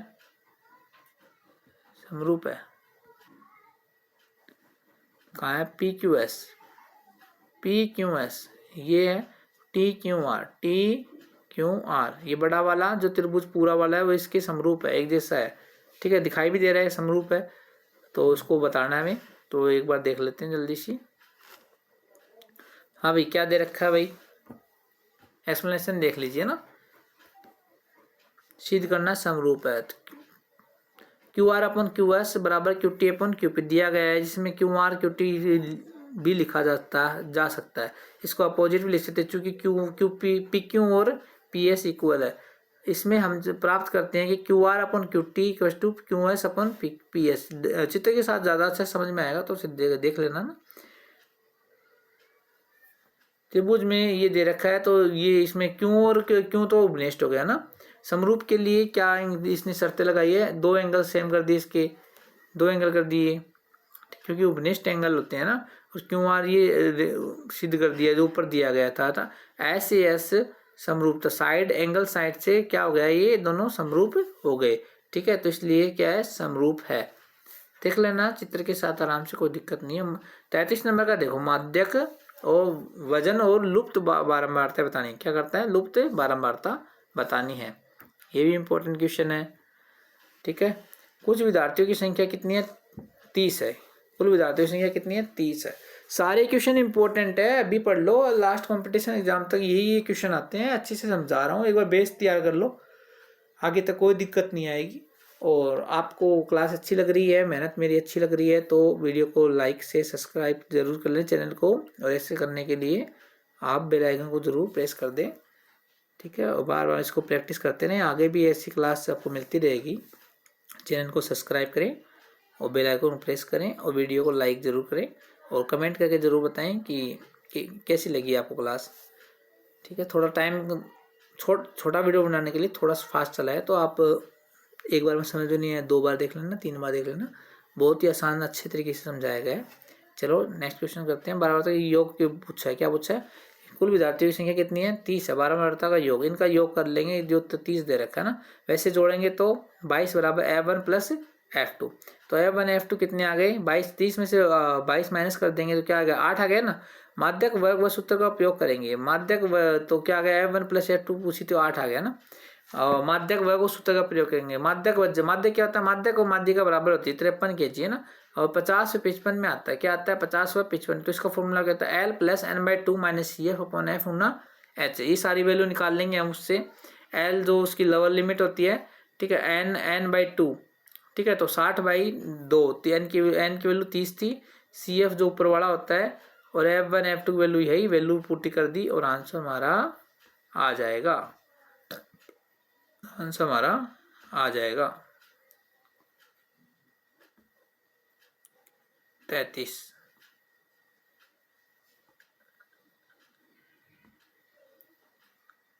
हाँ ये देखो भाई, ठीक है, सारी वैल्यू पुट कर दी। अब इसको धीरे धीरे सोल्व कर लेंगे। 30 में 2 का भाग देंगे तो 15 आ जाएगा, 2 से कट करेंगे, है ना। इसका क्या आ गया, 15 आ गया, 2F है। ठीक है, अब इसको धीरे धीरे सोल्व करते रहेंगे। जैसे डिवाइड में है, मल्टीप्लाई में जाएगा तो 3 दूनी 6 आ जाएगा। ठीक है, और माइनस प्लस माइनस से 15 में से 2 जाएंगे तो 13 आ जाएंगे। ठीक है, इस तरीके से इसको धीरे धीरे सोल्व करते जाएंगे। तो हमारा आंसर क्या है, F1 की वैल्यू क्या है हमारी, ठीक है, F1 समीकरण 1 में F1 का मान रखें तो F2 की वैल्यू 1 आ गई। तो F1 की 7 आई और F2 की 1 आई है। आप देख लें निकाल के, बहुत आसान है। तो नेक्स्ट क्वेश्चन देखो, ठोस खिलौने का आयतन, ठोस खिलौने का आयतन ज्ञात करना। ठोस में एक बेलन, एक अर्धगोला व एक शंकु दिया गया। व्यास कितना दिया है, 4.2 सेंटीमीटर। त्रिज्या कितनी होगी, व्यास क्या दी, 2.1। बेलन की ऊंचाई 12 है और शंकु की ऊंचाई 7 है। ठीक है, तो ये देखना, आयतन सबका बराबर होता है, क्या होता है, आयतन सबका बराबर होता है। तो जो जो दे रखा है उसका फॉर्मूला लिख दिया आयतन का हमने, ठीक है, क्या लिख दिया फॉर्मूला, जो जो दे रखा है उस सब के क्या लिख दिए फॉर्मूला लिख दिया। आयतन के फॉर्मूला में याद होना चाहिए, सबसे इंपॉर्टेंट ये क्वेश्चन आता है, ठीक है। पाई आर स्क्वायर एच किसका होता है, किसका आयतन pi are square h, 2/3 pi r cube और 1/3 पाई आर स्क्वायर एच, जो जो बोल रखा था उसका कर दिया। इसमें जो कॉमन आया और फिर जो बच्चा उसको लिख दिया, वो कॉमन लेके माना कि प्रतिस्थापन करना, गणना करना, ठीक है। अब इसकी जो जो वैल्यू हमारे पास दे रखी है, ठीक है, हाइट दे रही है 2.1 तो उसकी वैल्यू रख दी, आर की दे रखी है 2/3, आर कितनी दे रखी है 2.1, साथ सब रख दिया, सोल्व कर लिया और हमारा आंसर ये आ गया ना। तो खिलौनों का आयतन कितना है 218.06, ठीक है। अब बी वाला देखो, वो ये इसमें करना है, फॉर्मूला याद होनी चाहिए, वैल्यू पुटिंग और कुछ नहीं है। एक ठोस वस्तु के कुल पृष्ठ क्षेत्रफल ज्ञात करना, ठीक है। तो नीचे का अर्धगोला है, बीच में बेलन है और ऊपर शंकु है, ठीक है। तो क्या निकालना है, कुल पृष्ठ क्षेत्रफल निकालना है, ठीक है। तो त्रिज्या दे रखी है 5, ऊंचाई दे रखी है 10 और शंकु की ऊंचाई क्या दे रखी है 12 दे रखी है। फॉर्मूला क्या होता है, जो तिर्यक ऊंचाई उसका क्या फॉर्मूला होता है, R square plus H square, ठीक है। एल बराबर क्या होता है, एल बराबर root H square plus R square, ठीक है। इसकी आर स्क्वायर एच स्क्वायर इसकी वैल्यू रख दी, 5 और 12 दे रखी है आपके सामने ही है। तो तिर्यक ऊंचाई क्या है 13 आ गई, क्या आ गई 13 आ गई, ठीक है। क्या आ गई तिर्यक ऊंचाई कितनी आ गई 13 आ गई ना, ठीक है। अब देखो कुल पृष्ठ क्षेत्रफल क्या होता है, तीनों को जोड़ देंगे, इसका फॉर्मूला उसमें कॉमन ले लेंगे, है, और फिर जो जो वैल्यू वो रख देंगे पहले रखा था, उसकी आंसर क्या है 215 पाई, क्या आ गया 215 पाई,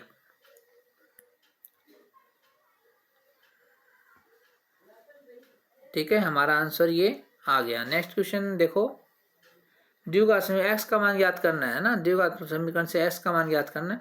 तो ये श्रीधर आचार्य विधि होती है, माइनस बी, ठीक है, क्या है -b plus minus √b² minus 4ac/2a, सारी वैल्यू रख देंगे, हमारा आंसर क्या है आ जाएगा, है ना। आगे देखो, इसमें मान लीजिए इकाई संख्या की इकाई का अंक दाई का अंक y अथवा वाला है, तो मैं उसको थोड़ा सा ऐसे ही कराया है, तो जो अच्छा लगे वो देख लेना। मान लीजिए कि इकाई एक ही करना था अथवा में, मान लीजिए कि संख्या की दाई का अंक y है और इकाई का अंक x है। मूल संख्या क्या है 10y प्लस x, अंकों का योग क्या है x प्लस, ठीक है। मैं आपको बताता हूँ, देखो दो अंकों की संख्या होता है ना, तो इकाई का अंक तो x है और दूसरा क्या हो जाता है 10y, जिसमें मैं आपको वो करके बताता हूँ। कोई भी संख्या ले लो, मैं आपको बेसिक समझाता हूँ। जैसे मान लो 29 ले लिया ना, तो इसको हम लिख सकते हैं, देखो पहला अंक तो इकाई का अंक तो ऐसे ऐसा गया, दूसरा क्या है जैसे 10y है ना, तो 2 गुणा 20, y की संख्या गुणा में ले दी। अब देखो 2 गुणा 10, 10 प्लस 9 29 हो गया ना दोबारा। तो इस तरीके से होता है ना इसका। तो क्या करेंगे हम, इसका बेस मैथ में बेस क्लियर होना चाहिए। तो मूल संख्या होगी x प्लस 10y, अंकों का योग 9 दे रखा है ना, तो अंकों को क्रम में उल्टने पे प्राप्त संख्या क्या आ जाएगी 10। अब पहले x था, अब फिर y था, अब पहले y आ गया फिर x आ गया ना। प्रश्न के अनुसार यहाँ पे क्या आएगा, प्रश्न के अनुसार यहाँ पे क्या आएगा, तो यहाँ पे वैल्यू हमने रख दी दोनों की, समीकरण का हल किया हमने दोनों का, तो हमारा आया 88/11x। तो मतलब x की वैल्यू तो आ गया 88, अपॉन में आ जाते हैं ना, जैसे x अब ये आ जाएंगे x/y इधर चल जाएगा, है ना। और जैसे मैं यहाँ पे लिख के दिखाता हूँ, जैसे ये y है y/x, तो 11 रह गया, तो ये 88 आ गया ना। तो इस तरीके से x और y की वैल्यू हमारे पास आ गई। आगे देखो x और y का मान ज्ञात करना ना, 11/88, 11/88 एक और y के आगे ना, तो समीकरण y x और y का मान समीकरण 1 में रख देंगे, क्या रख देंगे समीकरण 1 में रख देंगे x और y का मान। तो देखो y की 1 आ गई और x की 8 आ गया ना। वैसे भी देख लो यार, इसमें मतलब थोड़ा एक्सप्लेनेशन कर रखा है। यहाँ देखो 11 कम 11, 11/88, ठीक है। अब ये y के नीचे तो x ले जाते हैं और यहाँ वो 1 आया और ये 8 ले जाते हैं, तो x की वैल्यू कितनी है 8, देखो यहाँ पे 8 ही है, y की वैल्यू कितनी है 1, ठीक है, y की देखो 1 है, ठीक है। तो इस तरीके से हमारा ये क्वेश्चन हो गया। 36 का देखो भाई, 36 का देखो, ये सब है। आपको लैंग्वेज भी लिखनी है, आप अच्छे से देख लो, लैंग्वेज ऐसे लिखनी है भाई। लैंग्वेज क्लास कराई है मैंने हिंदी इंग्लिश दोनों की, ठीक है। Draw a diagram A horizontal line respecting the ground, ठीक है। वर्टिकल लाइन आप इसमें देख लो, क्वेश्चन मैं आपको एक बार देख लेता हूँ इसमें, ठीक है। 36 नंबर का, वो भी अथवा में है।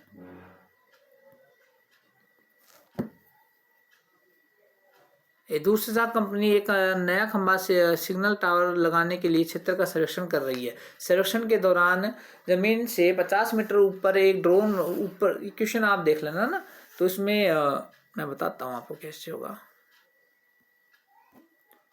चित्र से आसान हो जाता ना।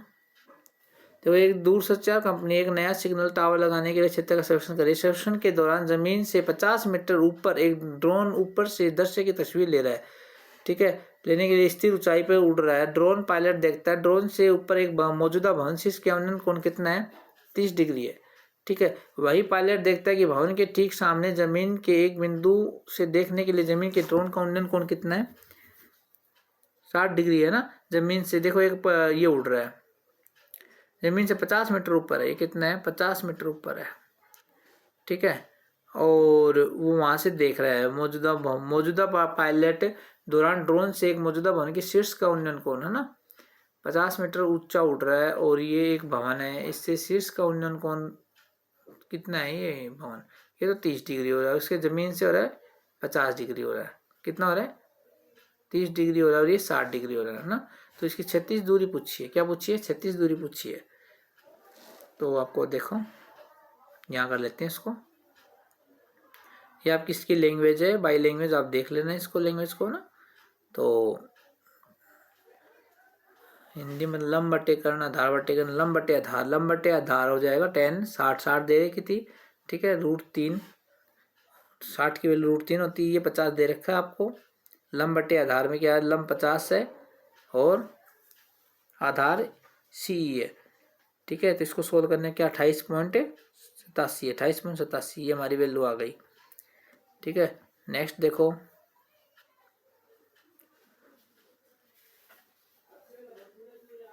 रिया सेविंग प्लान है ना। हाँ भाई ये तो नॉर्मल है, ये तो आप कर लोगे। रिया क्या बोल रही है देखो, मैं आपको क्वेश्चन अच्छे से दिखा देता हूँ पहले।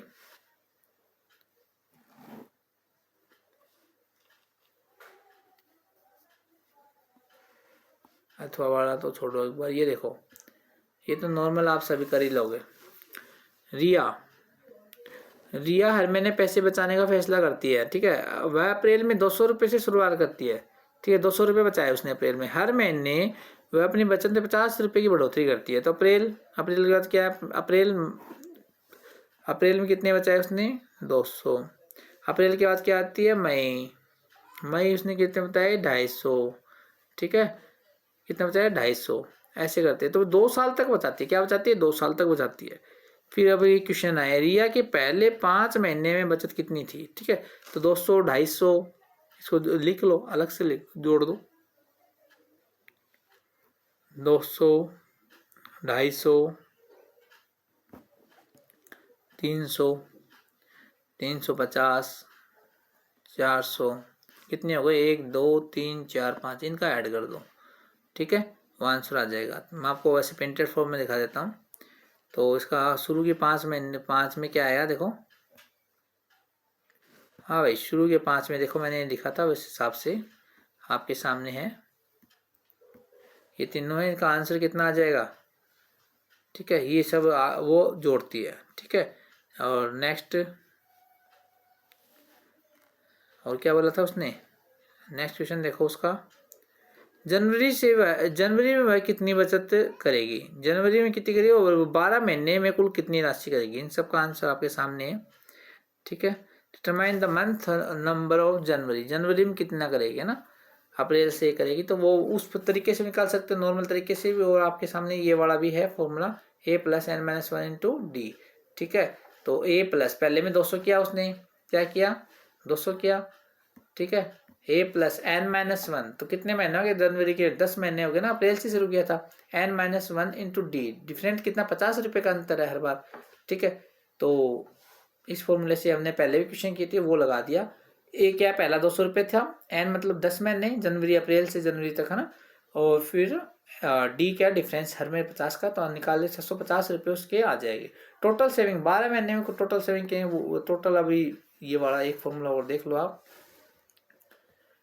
ये वाला फॉर्मूला और देख लो, ये इससे थोड़ा सा एडवांस है, इससे थोड़ा सा एडवांस फॉर्मूला है ना। इसके आगे क्या 2 और n/2 और लग गया, तो 2n/2 2a plus n minus one into d, ठीक है।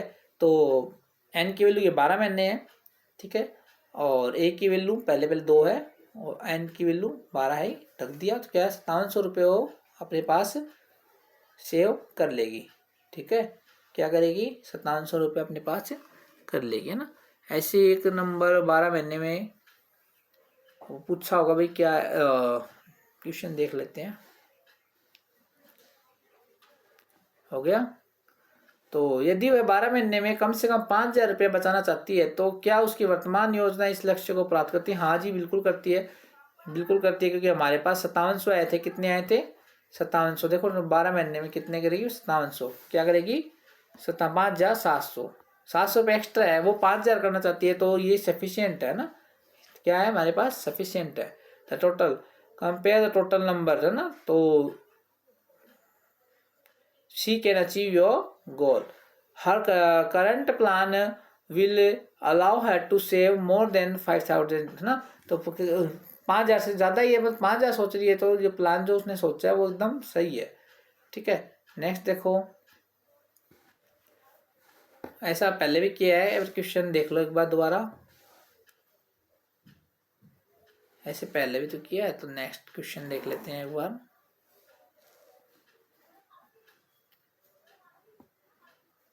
हाँ भाई ये देखो, हाँ, एक नगर योजनाकार एक त्रिभुज पार्क का डिजाइन तैयार कर रहा है। पार्क के शीर्ष दे रखे हैं ना, भुजा ए बी और एस सी के मध्य बिंदु को मिलाते हुए एक पैदल पथ बनाना है, ठीक है। इससे बना देंगे पैदल पथ सबको करके। पार्क की भुजा की लंबाई ए बी ज्ञात पूछिए, ए बी का मध्य बिंदु ज्ञात करना है, उसके बीच पैदल पथ की लंबाई ज्ञात करनी है ना। या फिर अथवा क्या, पार्क किस प्रकार का त्रिभुज है? ये लास्ट क्वेश्चन है आपका ना। तो आप अच्छे से देखो, फिर एक बार दोबारा देखना, बार बार देखना ना, अच्छे से समझ में आ जाएगा, ठीक है। ज़्यादा लंबी वीडियो भी मैंने नहीं बनाई है ना, क्लास भी वो रखी है, इससे पता चल जाए। 1 घंटा 17 मिनट हो गई, देखो इतने तभी मैं कर रहा था। अगर और भी आराम से चलता तो वो ज़्यादा हो जाती, फिर आपको दिक्कत आती। तो चलो करते हैं इसको, ये प्रिंटेड फॉर्म में लेके आया मैं आपके लिए।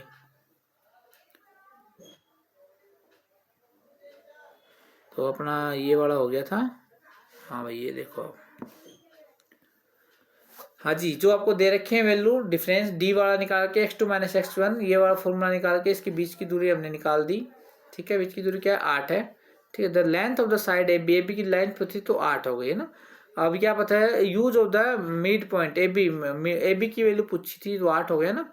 तो मिड पॉइंट का वैल्यू बीच की दूरी का फॉर्मूला वो होता है, मध्य बिंदु ज्ञात करना है ना। मिड पॉइंट क्या होता है? मध्य बिंदु। मध्य बिंदु ज्ञात करना क्या होता है?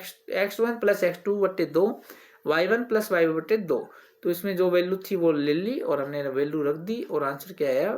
मध्य बिंदु क्या आया है? 6 और 3, ठीक है। और क्या पूछा? Length of the predicted path, उसकी लेंथ पूछा। Find the mid point of F B and H C, ठीक है। लेंथ पूछी थी ना, हाँ। तो मिड पॉइंट डी की वैल्यू क्या है? 6 और 3 पहले निकाली, ये देखो ये रही, ठीक है।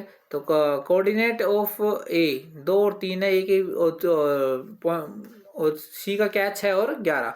मिड पॉइंट निकालने के लिए अभी भी निकाला है, x1 x2 2 और 6, ठीक है, बाई 2 क्या आ गया हमारा? 4 और 7। अभी calculate the distance between the mid point D और ई, तो ये मध्य बिंदु को लगा देंगे। अभी इनमें दोनों में क्या लगा देंगे? x2 माइनस x1 वाला फॉर्मूला लगा देंगे यहाँ पे, ठीक है। क्या लगा देंगे? x1 वाला x2 वाला फॉर्मूला, देखो आपके सामने है।